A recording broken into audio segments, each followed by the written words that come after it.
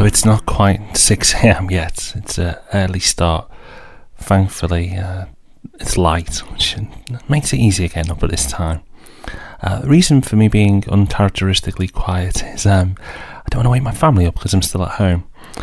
I'm about to head off on a journey up north from our home in Hearts to visit a few of our development sites today.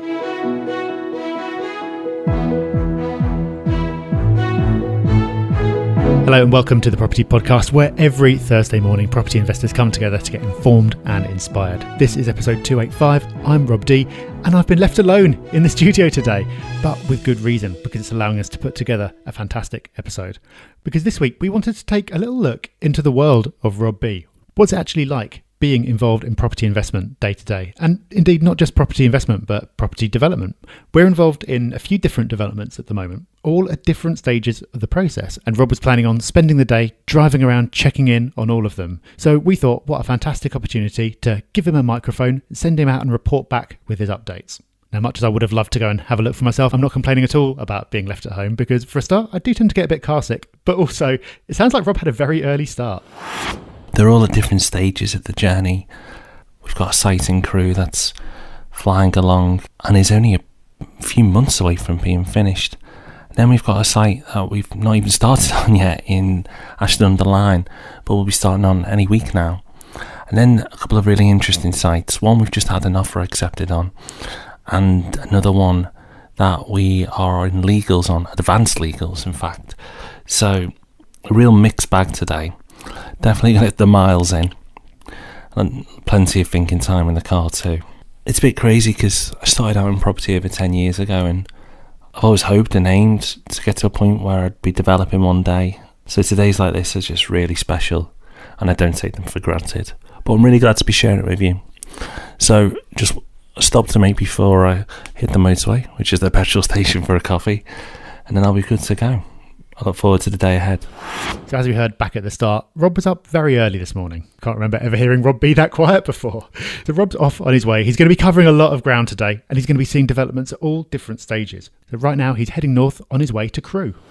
We're not far from Broad Street now, which is our first development. Really excited by this one because it's the furthest development along. It's completing in September and November across 2 phases. 14 houses, a mix of 2, 3 and 4 beds. And it's been a few weeks since I've been to site, and at this stage, every time you go, there's just loads happening. It's really motoring now. So we're going to get on site, have a chat to a few people. We've got our land buyer there. We've got our head of construction and a few other guys. So really keen to see what happens. So it'll be interesting to see what Rob finds when he gets there. Things will have changed a lot. On any site, it seems like there are massive stretches of time when nothing's really happening. You're waiting around for various consents, you're doing different surveys, maybe people are coming along and sticking a spade in the ground and tutting a bit, and nothing much seems to be going on. Then eventually, once you get the groundworks done, things start really motoring. On this particular site, that's going to be exaggerated because it's being built with timber frame. And that means in a matter of literally a few weeks, you can go from having foundations to having what looks like a finished house. It's not actually finished, of course, but the difference is really dramatic. So as you might be able to hear, I'm on the Grand Junction site now. It's pretty busy here. We've got houses flying up. It's a really active site. It's looking really good. Rob Wiggins is here too, which is awesome. Rob found the land, and Rob, this is the first time you've been back on site since it started, so it's come a long way. How's it feel? Feel emotional? It's a little bit. It's a bizarre feeling. It's always good to see a project come out of the ground that you have worked on, because my role, I'm here right at the start, and I then hand over to the construction team. So with my busy schedule, I don't really tend to come back to the sites that often, and to see such rapid progress in such just a matter of months is fantastic. And one of the main things is it's great to see the first project for Olive come to fruition. So Rob, we had a few challenges putting this land deal together. Do you want to give a brief overview? The first challenge I faced is finding the right piece of land, and most of all getting in touch with a landowner that actually wants to sell with the planning permission we want.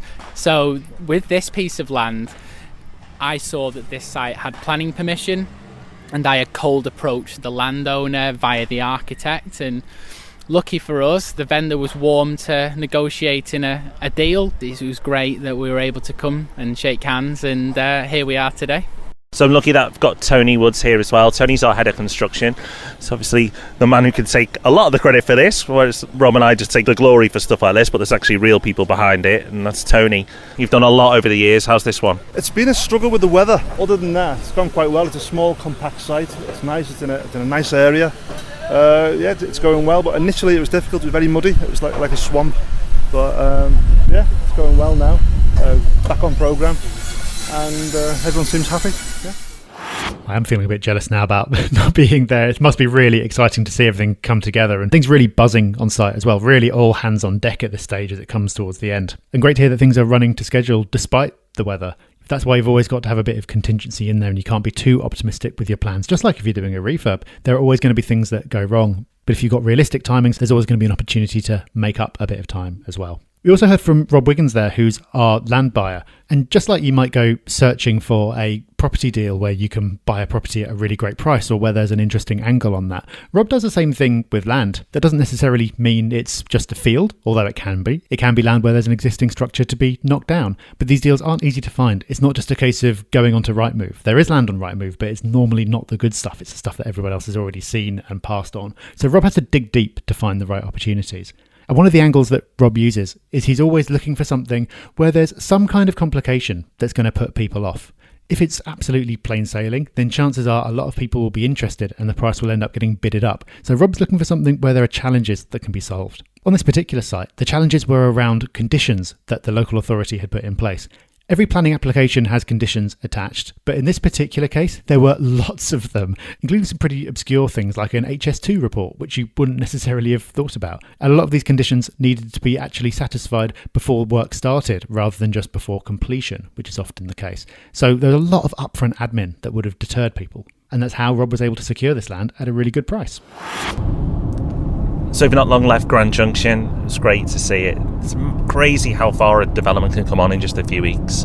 It's always a bit surreal going to the developments because it never feels like it's your own. It feels like you're an imposter and you're kind of looking at someone else's. But I'm really pleased with how things are going.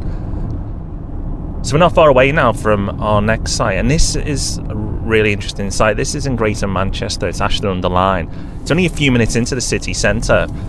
This site we start on next month, so I'm really excited to go and see it. It's been a while since I've been to this one. Obviously, before you start, there's not too many reasons to go. I've been before, but it's been a while, so it'd be nice to go and see it one last time before everyone arrives and it transforms. This is 24 apartments, so it's a completely different proposition, close to a city centre as well. Our clients absolutely loved this one, and it sold out through RMP in one evening. So I hope we made them happy. Let's go and see it. Okay, so Rob's on his way across to Ashton-under-Lyne, which is to the east of Manchester city centre in Greater Manchester. It's a nice area in its own right, but the real strength is that it's only 10 minutes on the train into central Manchester, and the development itself is within easy walking distance to the station. So you'd have thought that there would be good rental demand there because of the fundamentals, and indeed that is the case. We did our research. All the local letting agents are saying there's lots of demand, and in particular a lack of apartments. So building these 24 apartments is really meeting a need. It's also well placed to benefit from the ripple effect as well. So we're big fans of Manchester, of course, and we still think there's some value to be had in the city centre. But just like happened to the southeast when last time London was booming, we're going to see the same thing in Manchester. And these areas just a little bit further out are going to benefit from some strong capital growth as well. So capital growth to come and strong rental demand in the meantime. That's why we settled on that site, and that's why, even though it's early days, these apartments have in fact all already been sold. Okay, so we've arrived at Ashton-under-Lyne and the sun's come out. It's absolutely lovely now. This site, as I mentioned, has got 24 apartments. It's a lot of green here at the moment and not a lot of action, but that's going to change very soon. Really looking forward to seeing a second site up and running too at the same time. That's going to be super cool. Rob Wiggins has followed me and he's with me here still as well.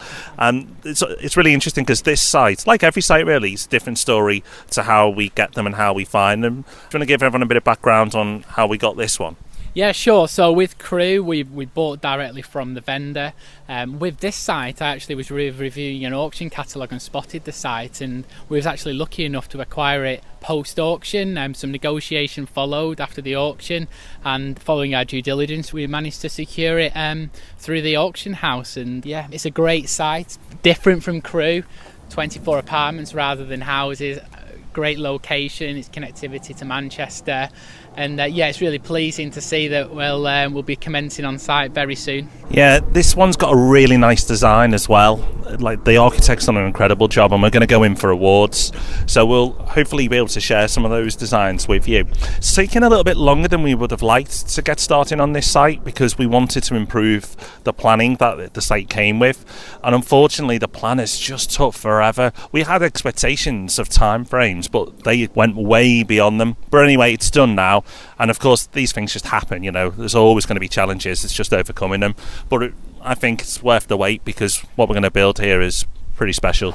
It's a very different development, this one, and a different way that we came to acquire it as well. We've talked in the past about picking up property after auction. I've done it myself, but you can pick up land after auction as well. And Rob touched on the design there as well. The architect's really proud of it and wants to enter it in for some awards, which is fantastic. But design's really important, of course, because you don't want to just throw up any old rubbish. You want to be building stuff that you're proud of, especially in your earliest developments. It's important to be proud of what you've done.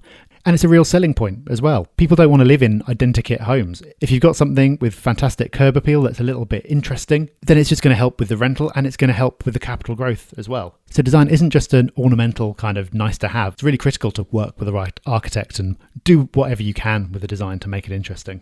And we heard as well about delays in planning. However experienced you are, however much you expect there to be planning delays, there will still sometimes be delays that take you by surprise. We were astonished by how long this took. It took forever to get in front of the planning committee. When it did, Rob Wiggins went there. He spent all day there waiting for the case to come up. When it did, the planning committee waved it through in literally 30 seconds. So all that waiting just for a really obvious rubber stamp. It happens, and that's why you've got to have the contingency. We'd heard about the weather earlier, but it can happen with planning as well. And this is why big house builders have stockpiles of land, because they know that these things take time. The bigger the site, the longer it takes, and they can't afford to be stuck without a project to work on. So that's site number 2. I wonder where Rob's off to next. So we are on our way now to a secret site, a development I can't actually tell you too much about. It's not far from where we've just been, but that's probably as much as I can tell you. It's in the Greater Manchester area. This development we've recently had an offer accepted on, and we're off to meet the landowner now just to talk about the legal process, how it's going to go, his expectations, our expectations. It's gone really well so far, and I'm hoping when you hear me next, I'm reporting back, it's still deal on, and we're about to line up another site. So early days on this one, but the landowner's keen, we're keen, the deal's been agreed. So let's see what happens. A mystery site. So we're not being mysterious just for the sake of it. But you've got to be careful because this is really early days. And even after a deal has been agreed, as you might have experienced, things don't always go according to plan. It's possible for deals to fall through at any point up until you actually exchange. And even after you've shaken hands, there's still a lot that can cause a deal to fall apart. And with land deals, of course, there's more complexity and therefore more chances for things to go wrong. So we're on our mystery site in Manchester now, Greater Manchester. What I can tell you is this development's got planning. We've got 14 houses on here. Another sort of medium-sized site. Really, really nice stock and beautiful design. So I don't think we'll change it too much. It's an interesting site because the land isn't even. So that's going to pose some challenges, but nothing that we've not come across before. Packed in a lot today already, but still not quite done. We've got another site to go. So plans for 14 houses, but very early days. Still a lot that could go wrong, but if it comes off, this will be a great one. Because I can say that once again, this site is in Greater Manchester. And while you can't just go around buying anything near a booming city and guarantee that it's going to work out, you are stacking things in your favour by doing so and benefiting from that potential ripple effect. So we're back on the motorway.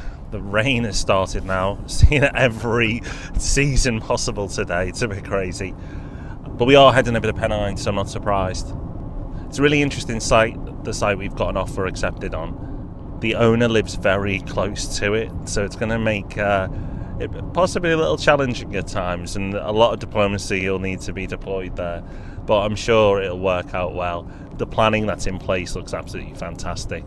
Now, with these deals, sometimes things go wrong, so we're excited today about it, but until we're in legals and it's well on its way, and pretty much till it's exchanged, really, we won't celebrate it too much. Long way to go on that one, but it's looking positive. So a really interesting site there, and it sounds like the process might be interesting as well. Some diplomacy is certainly going to be needed with the owner living nearby. So one to watch there, but Rob's still got one more stop, and by now he should be getting close. Okay, so we managed to get across the Pennines without too much trouble. The weather's not been fantastic, but hey-ho, what do you expect? We're not too far away now from the next site we're going to look at. And again, different proposition here. It's a really, really interesting site. We're at advanced legals. In fact, by the time the podcast goes out, we may have even exchanged. It's taken a while to get to exchange, but these things happen. It's a site that's got some units that'll be converted, a building that's going to be demolished, and then there's going to be new build on it as well. It's more ambitious, bigger than anything we've done so far. We're ready for it now. I'm really excited to get there and have a look around because it's going to be my first visit. All right, so the final site of the day. This one's in Wakefield. Again, it's a popular location in its own right, and it's also really close to Leeds. So again, in demand from commuters and poised to benefit from the growth that Leeds is having. This is a real levelling up. This is not the kind of thing that you'd want to do for your first site. There's a lot going on. There's a building to be converted, there's another building to be demolished, and there's new build elements as well. And again, because it's a complicated deal, that will have put some people off because it's not for beginners. But just like we saw before, if you're willing and able to work through those challenges and come up with a vision for the site that makes sense and maximises its use, then there can be good profits to be made. Now, something Rob said there that you might have picked up on is that this is the first time that he's been there. And it might sound strange at first that he's already committed to buying a plot of land that he's never actually seen. And this is an echo of what we were talking about when we were talking about remote investing. It can seem reckless to buy a property that you've never set eyes on before. And even more reckless, you could say, to buy a complicated development site that you've never seen before. But again, the logic is exactly the same. If you're working with a team who you trust and they've seen it and they're confident and you've done your desktop research and that backs everything up, then as long as you're working with experienced people who you trust, then there's not necessarily any need to see it. So it'll be interesting to see what Rob's first impressions are. Oh, wow. So this is my first visit here, and this is incredible. I cannot wait to exchange on this. I'm going to make sure that's bulldozed through as quickly as possible. Pardon the pun.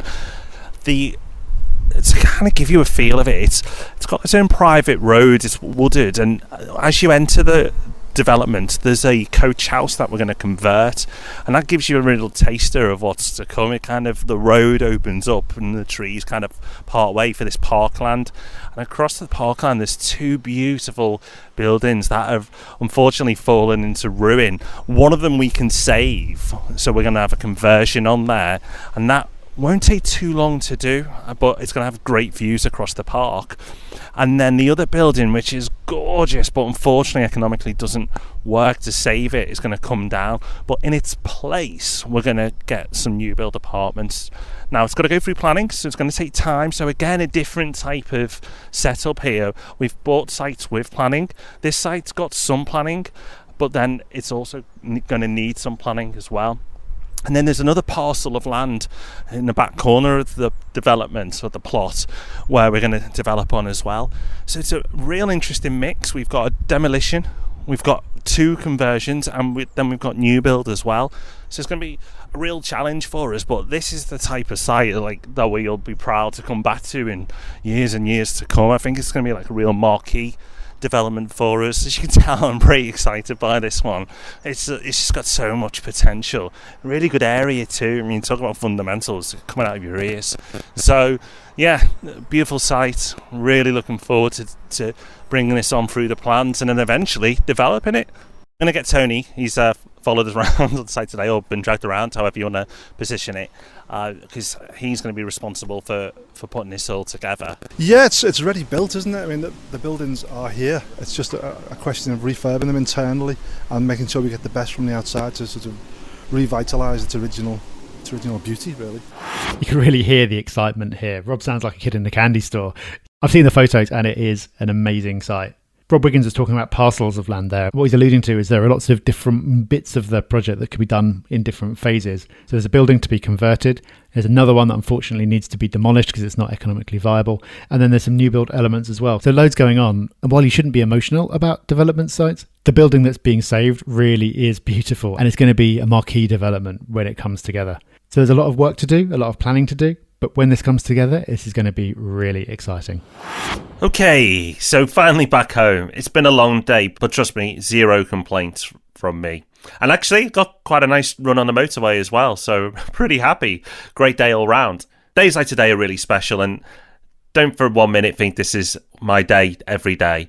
Some days I'm working through the admin just like everybody else, but I am really fortunate that I could do things like this now and again and get stuck in. Often it's meetings and all the prep work to get to this point. It's not just having a jolly on building sites every day.